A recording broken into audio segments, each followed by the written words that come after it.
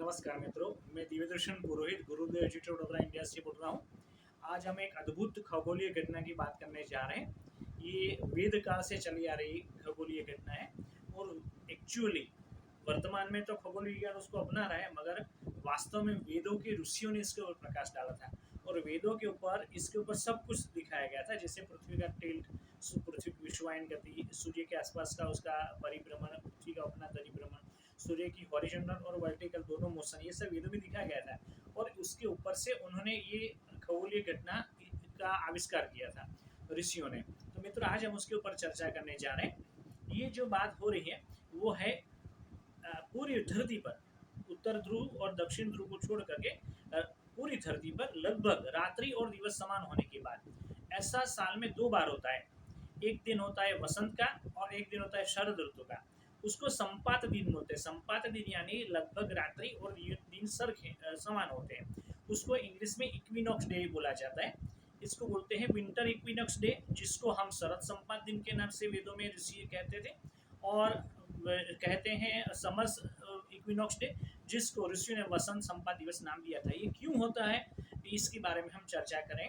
मित्रों, ये पृथ्वी का ग्लोब है मेरे पास में। ये पृथ्वी का ग्लोब है। पृथ्वी ऐसी खड़ी नहीं है, देखिए यहाँ पर टिल्ट है, झुकी हुई है। ये उसकी ध्रुवा है, 23.5 झुकी हुई ध्रुवा है। उसकी सोलर की उसकी ऑर्बिट के सापेक्ष 23.5 झुकी है। उसके चलते सूर्य नारायण का हॉरिजॉन्टल मोशन, सूर्य नारायण के आसपास पृथ्वी घूमती है, तो हॉरिजॉन्टल मोशन हमको देखने को मिलता है। परंतु ये झुकाव के कारण सूर्य ऊपर जाते हैं और फिर वापस नीचे आते हैं। उसको वर्टिकल मोशन भी बोलते हैं। लिनियर मोशन के साथ में ये वर्टिकल मोशन भी होता है। तो ये वर्टिकल मोशन इसके चलते होता है 23.5 झुकाव के कारण। अब सूर्य नारायण सबसे ज्यादा पहुंच गए उत्तर ध्रुव, उत्तर गोलार्ध में। उत्तर गोलार्ध में 23.5 पर पहुंच गए, कर्कवृत्त पर।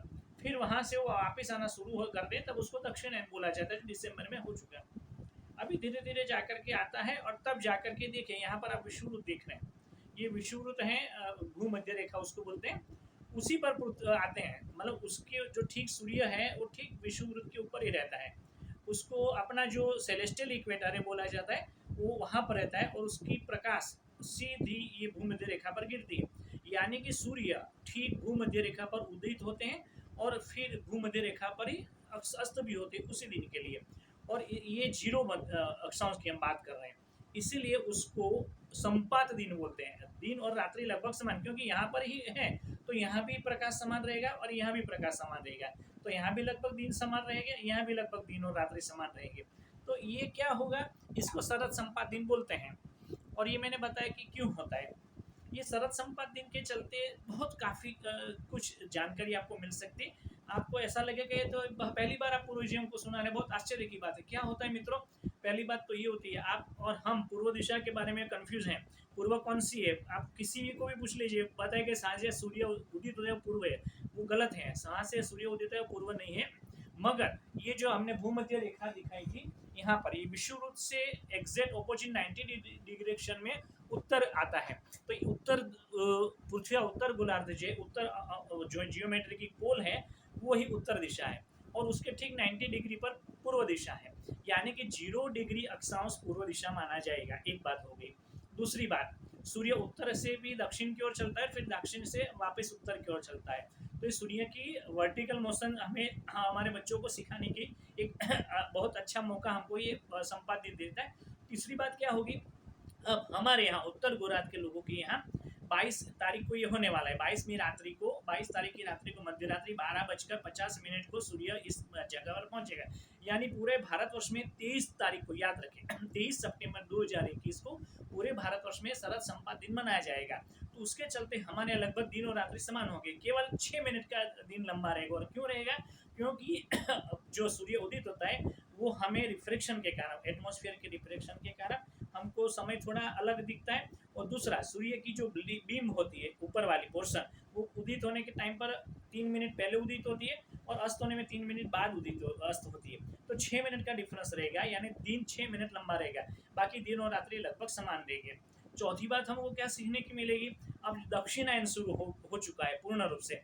तो दक्षिण दिशा की ओर से जितने हमारे खिड़की हैं, बारी दरवाजे हैं, वहाँ से प्रकाश अंदर घर में आना शुरू हो जाएगा। आप ध्यान रखिए, दक्षिण दिशा की ओर से। पांचवी बात क्या हो जाएगी मित्रों, अब धीरे धीरे ठंड बढ़ना शुरू हो जाएगी। छठी बात क्या हो जाएगी मित्रों, अब धीरे धीरे दिन छोटे और रात्रि लंबी होती हमारे यहाँ शुरू हो जाएगी। दक्षिण गोलार्ध में ठीक उससे बिल्कुल उल्टा होगा। सातवीं बात क्या हो जाएगी, जितने भी माइग्रेटिंग बर्ड्स हैं वो अब यहाँ चूंकि हमारे यहाँ ठंड बढ़ने लगेगी तो गर्म प्रदेश की ओर जाना वो शुरू कर देंगे। उत्तर ध्रुव से लेकर के उत्तर ध्रुव वाले पंछी अब दक्षिण की ओर आना शुरू कर देंगे, माइग्रेटिंग बर्ड्स शुरू कर देंगे।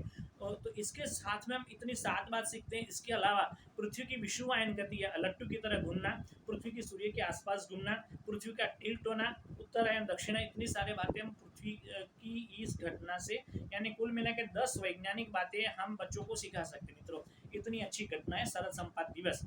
हम प्रार्थना करेंगे शरद संपात दिवस सबके जीवन में सुख और आरोग्य और प्रज्ञा लाए। मित्रों आज आपको एक क्वेश्चन होना चाहिए, क्या होना चाहिए कि आपने बात बताई कि 6 मिनट का दिन लंबा होगा तो एग्जैक्ट दिन कैसे होता है, 12 घंटे का दिन, 12 घंटे की रात्रि कब होती है। तो मित्रों बहुत अच्छा क्वेश्चन है, मगर इसको पूरे भारत में इसके बारे में कोई नहीं जानता और हम इसको अगले एपिसोड में लेकर के आएंगे कि इसको क्या कहते हैं और ये कब होगा, ये अगले एपिसोड में देखेंगे। आइए प्रार्थना करते हैं पैंडेमिक की समाप्ति की। सर्वे भवन्तु सुखिनः, सर्वे सन्तु निरामय, everyone be happy and everyone be healthy. This is Divya Darshan Purohit from Gurudev children India. नमस्कार।